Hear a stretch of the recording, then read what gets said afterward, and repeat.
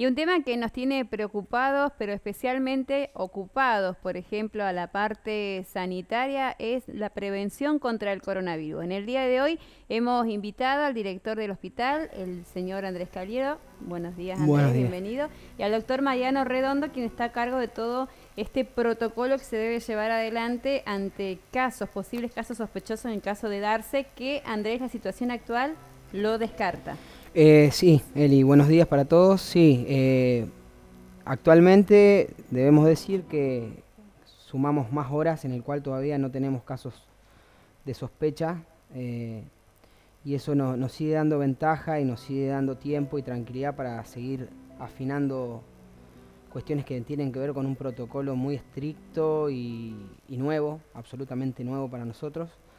Y entonces es para estar contentos, pero no para relajarse, no hay que bajar los brazos. Esto lo volvemos a repetir las veces que sea, que la medida más efectiva que tenemos nosotros es no exponernos, ¿sí?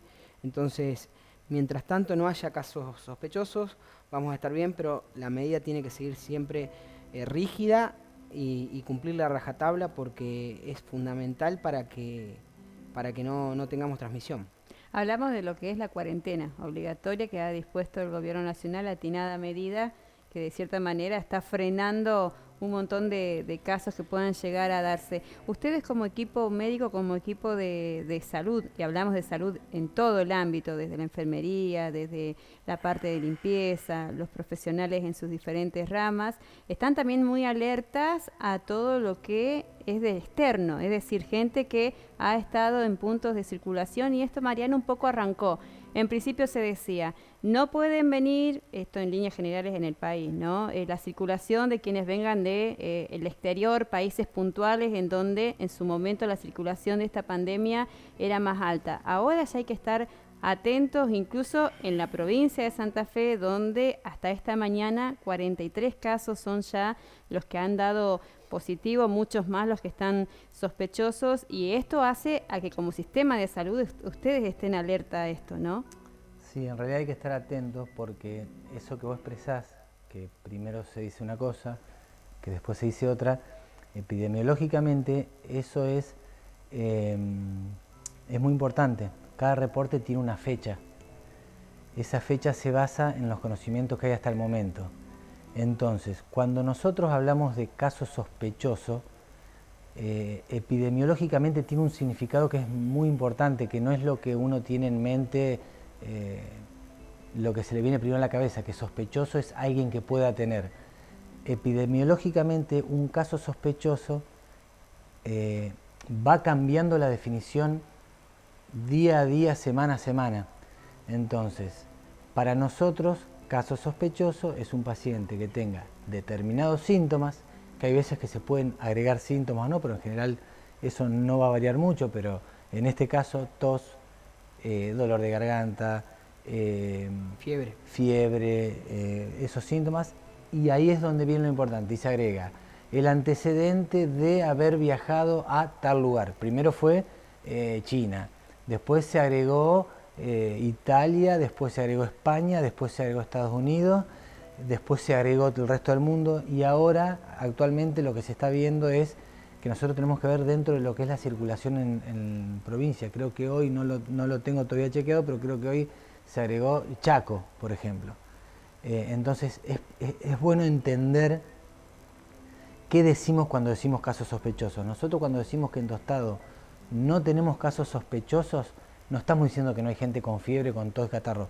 Hay gente que puede tener, de hecho tiene esos síntomas que pueden ser causados por cualquier virosis, por cualquier otro tipo de infección, por alergia y demás, y no podemos descartar de que no haya coronavirus circulando acá. No tenemos todavía el caso testigo, no lo tenemos, entonces nosotros no podemos decir que el virus está circulando acá porque todavía no tenemos elementos para decirlo.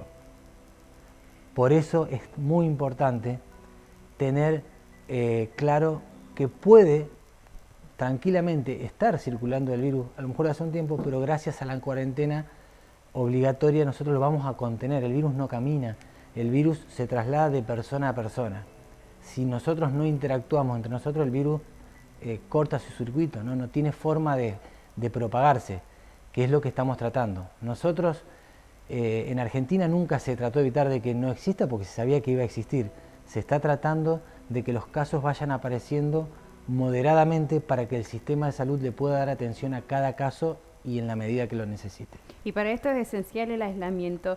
Mariano, ¿cuándo se enciende el protocolo en salud? ¿Cuándo ustedes están ante un caso sospechoso, como bien lo explicabas, y que deben de continuar todo el método correspondiente?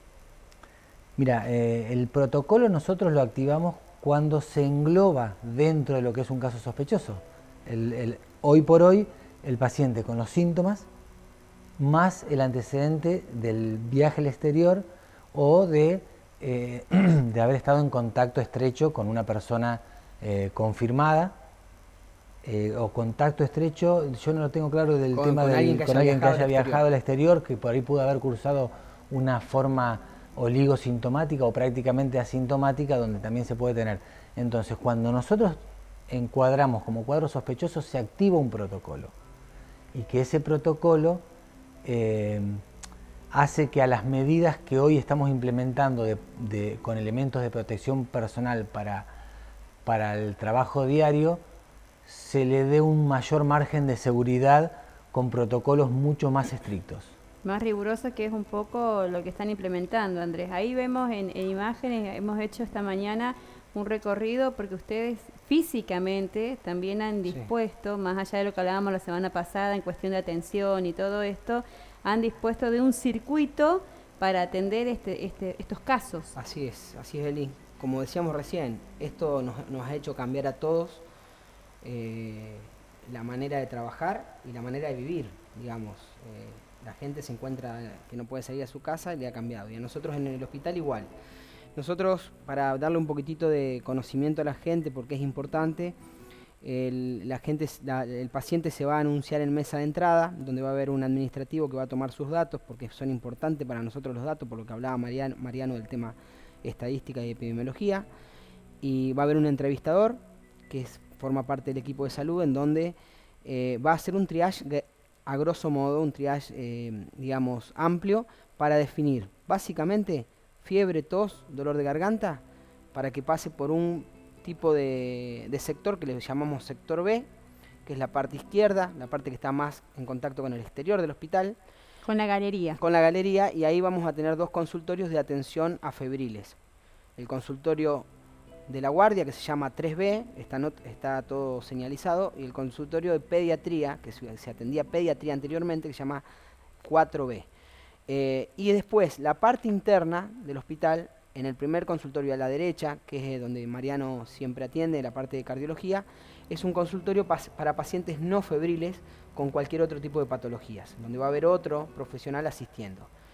Ese es el gran cambio que hicimos, y después, más que nada, adecuar la sala de internación para poder tener pacientes, como decía Mariano, hay que ser muy estricto en las medidas de protección, porque lo que tiene este virus, como él bien decía, no camina, pero es muy contagioso, y es como si una persona estuviera, el infectado es como si una persona estuviera pintada con pintura fresca y que va manchando lugares donde va pasando.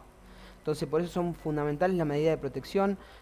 Tuvimos que aislar un consultorio, que es el consultorio 6, donde se hacían ecografías. Es el consultorio de aislamiento, es donde ahí se va a hacer todos los estudios al paciente. Tengamos en cuenta también que cada vez que nosotros nos tenemos que proteger para atender a un paciente, consumimos mucha cantidad de material de protección, de insumos de protección. Entonces tenemos que ser bien prolijos y utilizar la menor cantidad posible de personal para que puedan ir haciendo las cosas. Radiografía, por eso se instaló el equipo de rayo portátil en el consultorio 6. Ya el bioquímico sabe cómo tiene que proceder para también estudiar analizar un paciente en el consultorio 6. Y bueno, lo que tiene este protocolo, que es muy estricto, y también a nosotros nos tiene que hacer trabajar de la manera más tranquila y de la manera más fluida estamos viendo posible. En imágenes, justamente. Claro, ahí está el equipo de rayos portátil, que ya está instalado. Ya estuvieron los radiólogos viendo cómo hacer para que el paciente se pueda sacar una radiografía. Todo el que más entra, que nada por la cuestión respiratoria, que tiene que ser evaluada. Que es lo que más afecta. Fundamentalmente el consultorio 6, el que ingresa con un paciente con sospecha, entra y tiene que estar vestido como lo dice el protocolo, con camisolín, gafas, barbijo, un barbijo especial, botas, y después descartar todo eso. Eso se tira, ¿sí? Para que tenga en cuenta la gente la magnitud del contagio que tiene este tipo de virus. Por eso es tan importante el aislamiento y quedarse en casa. Yo veo que hay mucho pánico y la gente, si se queda en casa y sale lo menos posible a la calle, va a tener mucho menos riesgo de contagiarse. Que es justamente la única manera, Mariano, porque no hay vacuna. Están los científicos trabajando a contrarreloj, lógicamente, por los índices, por el número de muertes. España se suma y ya se postula como el segundo país en donde se ha registrado un número de víctimas fatales importantísimo, y que esto también nos tiene que llamar un poco a la conciencia de cuidarnos, de cuidarse, de cuidarnos entre todos. El higiene es fundamental también en lo que es la prevención de esto que es el coronavirus. Sí, mira, hay algo que yo quiero aclarar, que es así como todas las personas están haciendo cosas que no hacían, y nosotros en el hospital todos dejamos de hacer lo que estábamos haciendo. Todos nos pusimos a hacer otra cosa, nos arrimamos a la dirección, empezamos a distribuir tareas, porque todo esto hay que ordenarlo. O sea, nosotros empezamos antes, creo que con bastante tiempo, con la idea de minimizar lo que está pasando mucho en España y en Italia, que un alto porcentaje del personal de salud sea contagiado. Creo que jugamos con ese tiempo a favor, y mientras más reforcemos estos conceptos, vamos a minimizar el riesgo de poder nosotros contagiarnos y resentir la atención, porque si se resienten los empleados de la salud, hay lugares que han cerrado o sectores de lugares que han cerrado por este motivo. Para todo esto nosotros lo que hicimos fue, como primera medida, reunirnos y empezar a hacer estas reuniones para distribuir trabajo, donde se decidió que, bueno, se abrían líneas telefónicas, porque a la gente vos le decís no vaya al hospital, pero le tenés que dar un elemento para que pueda evacuar su consulta. Para eso hay un grupo que está trabajando en lo que es las consultas telefónicas, para poder definir quién merece algún consejo práctico, algún manejo que se pueda hacer telefónico, quién puede requerir atención médica que tal vez se pueda trasladar si la situación del hospital está y se le sugiere que se traslade porque va a haber quien lo atienda, o quién debe quedar en la casa porque va a ir un médico a verlo. Eso es una de las cosas que se hizo. La otra que trabajamos mucho y costó es cómo va a circular la gente, que es lo que acaba de explicar Andrés recién.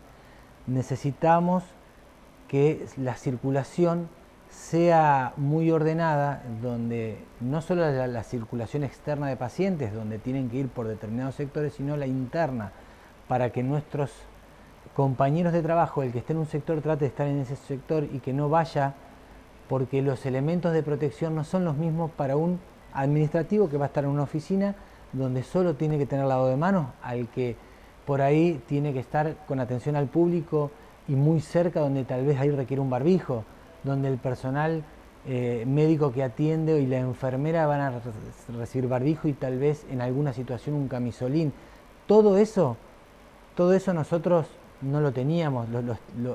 Hace varios días que tenemos varios médicos del plantel estudiando los diferentes protocolos de diferentes lugares, inclusive viendo algunos de la provincia, y estuvimos escribiendo, lo estamos terminando ahora de escribir, porque todo eso hay que escribirlo, lo tenemos que repasar. Hay empleados del hospital que hoy todavía no lo tienen a esto, que se lo vamos a pasar porque tenemos que brindárselos, repasarlo, practicarlo una y mil veces, para que cuando tengamos que hacer eso pueda funcionar. Entonces, el hospital que conocíamos no existe, hoy es otro hospital, es un hospital que está trabajando para esto.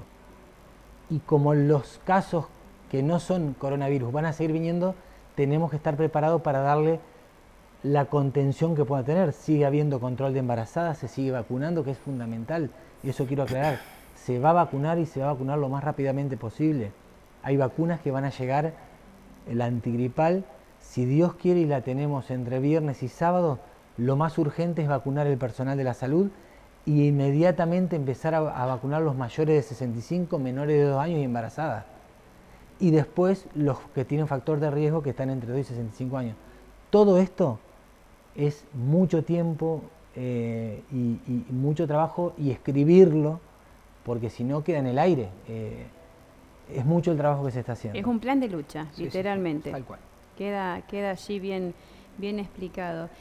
Andrés, hay también a través de las redes sociales, grupos de WhatsApp, a veces mucho esto que roza la paranoia, en algunos casos, de aquella persona vino de, pongámosles un Rosario, pongamos España, pongamos Brasil, pongamos cualquier punto en donde se sabe que la circulación de coronavirus se está dando con mayor ímpetu.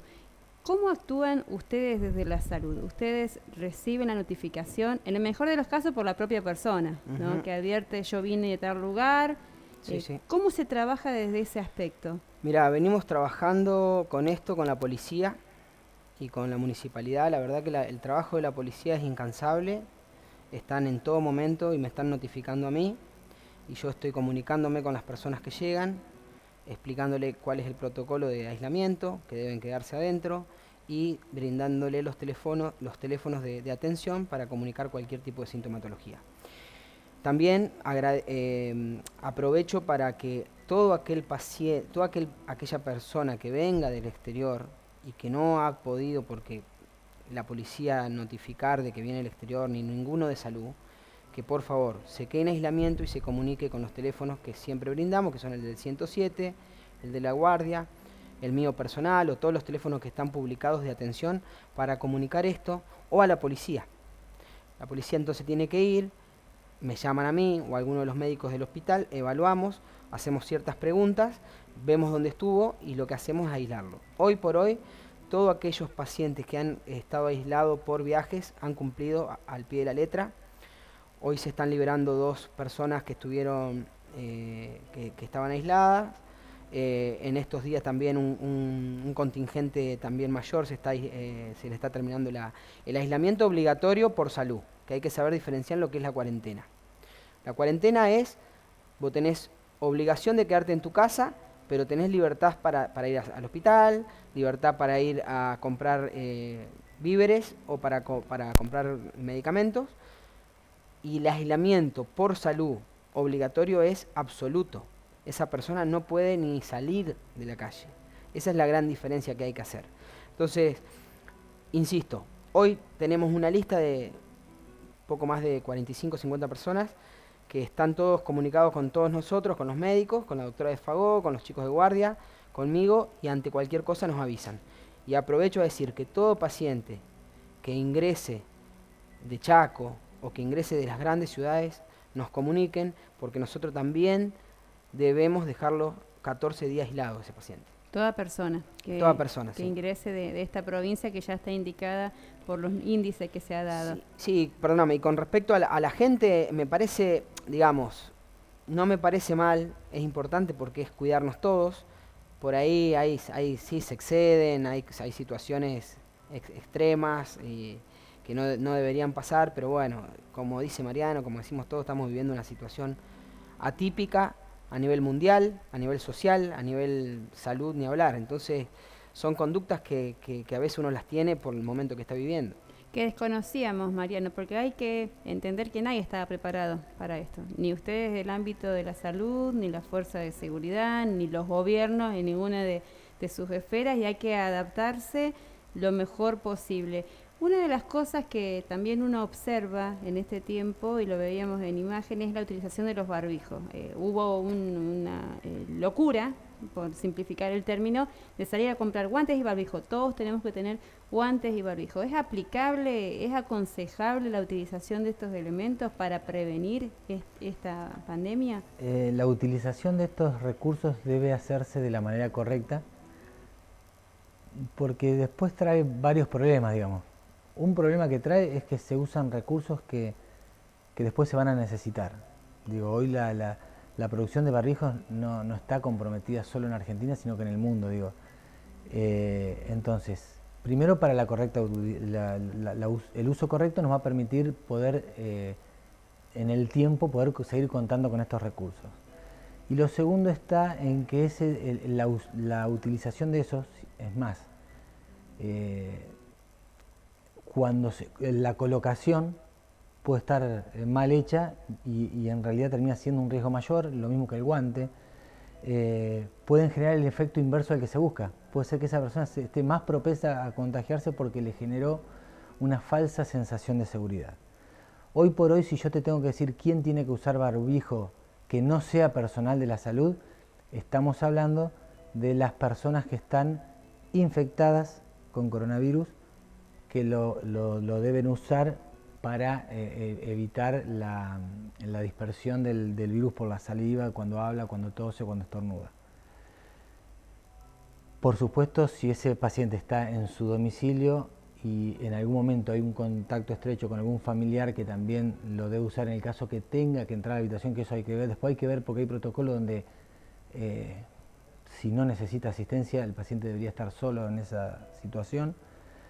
El uso de guantes es para algunas prácticas, para prácticas médicas o de bioquímico, demás que requieren el guante para esa utilización, que lleva una forma y tienen protocolos específicos, pero si no, no se usa guante. El lavado de manos es lo fundamental, porque sabemos que el virus va a entrar o por la conjuntiva de los ojos, por la nariz o por la boca, y va a través de la mano.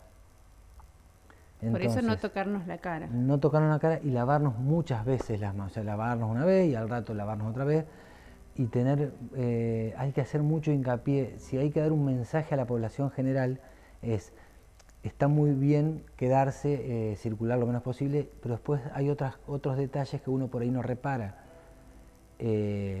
Los alimentos o las compras que se ingresan a la casa están circulando, cuidados para ver cómo se higieniza lo que entra a la casa, cómo hay que descartar las bolsas, cómo se lava la verdura, todo eso, porque a lo mejor hicimos todo bien y por un delivery o porque yo fui al supermercado, traje la caja, no lo lavé y el virus puede estar ahí si está circulando.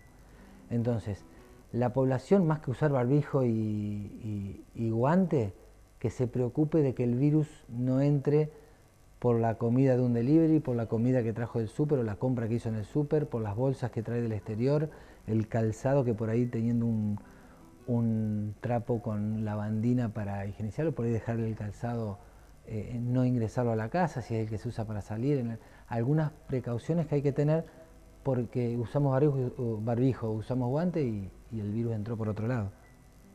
Entonces, no tenemos que mezquinar el lavado de manos. No. La cantidad de... Agua y jabón es lo ideal. Mejor.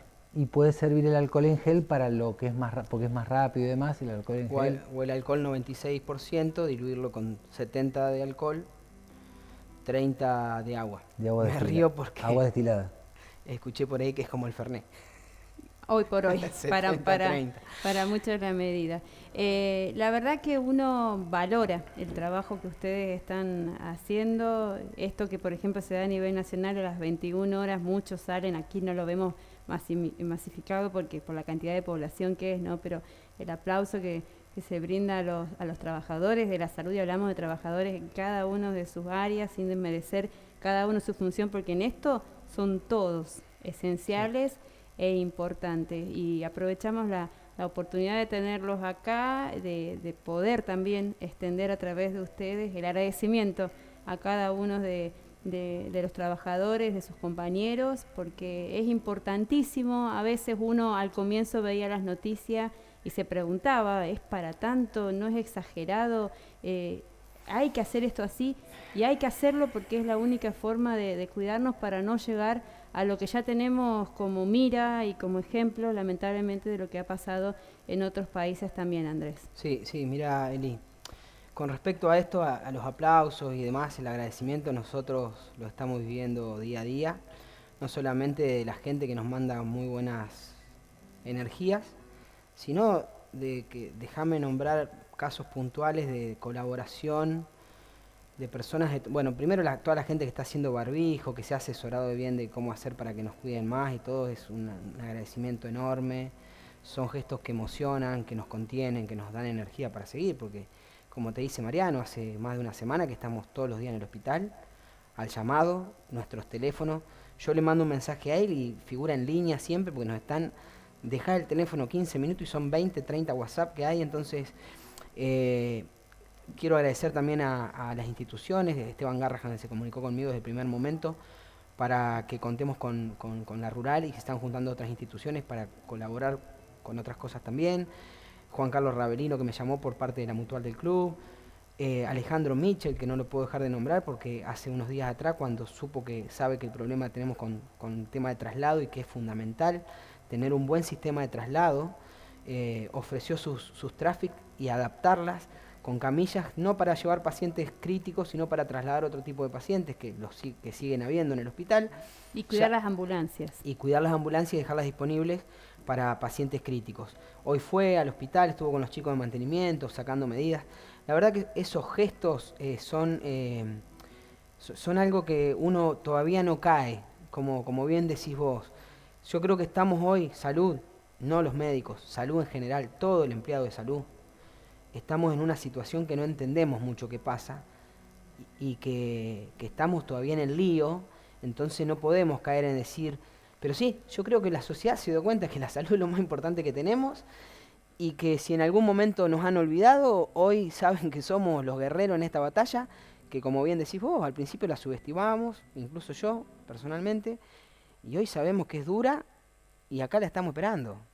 Esperemos que no sea un tsunami, que sea un viento, una brisa y que nosotros estemos bien parados y que en un año estemos recordando esta época, pero hoy la verdad que conmueve y emociona toda la energía que nos tiran.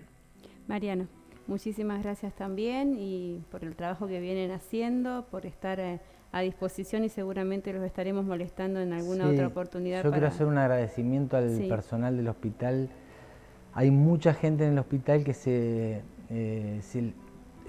vos vas a ver que la persona que te recibe son gente que está en el centro de rehabilitación, normalmente hay kinesiólogos, psicólogos, haciendo un trabajo que les generaba, por supuesto, al principio mucho temor porque están haciendo algo que nunca hicieron. Y como este ejemplo, con cada sector, los chicos de mantenimiento están haciendo tareas que no venían haciendo para ver cómo acondicionan. Las enfermeras tienen que ver de acuerdo a qué sector van a estar, cómo van a trabajar. Médicos, en mi caso, cardiólogo, el que es traumatólogo, el anestesista, atendiendo pacientes que hace años que no atendíamos para clínica médica, que no es lo que mejor hacemos, pero es lo que el hospital necesita que hagamos. Médicos leyendo protocolos y escribiendo protocolos. En la farmacia lo mismo, viendo cómo se gestionan para ver las compras. ¿Qué necesitamos? Creemos que vamos a necesitar determinada cantidad de cosas que no sabemos si nos va a alcanzar ni para cuánto, pero tenemos que ir haciendo compras, tenemos que ir viendo cómo se consumen. Gente que por ahí no puede ir, pero desde la casa está colaborando porque no está pudiendo ir al hospital. El bioquímico, la gente de rayos que tiene que acondicionar el equipo para ir a determinar. Todo el hospital está haciendo algo distinto y cada uno. Y yo quiero agradecer a todo el que lo hace, porque la gran mayoría lo hace con un gran nivel de voluntad. Y eso es importante. Y demuestra la unión que hoy hay adentro del hospital. Estamos todos juntos para esto. Entonces, como dice Mariano, tenemos que prepararnos y esta es la etapa donde hay que poner mucha fuerza y más adelante hay que seguir. Tenemos que buscar salir todos de esto y salir de la mejor manera y mejor buenas personas, incluso que en definitiva en lo que nos va a construir y dejar como positivo esto que nos toca atravesar. Muchísimas gracias a los dos. Gracias por venir. Ya venimos con más de nuestro programa.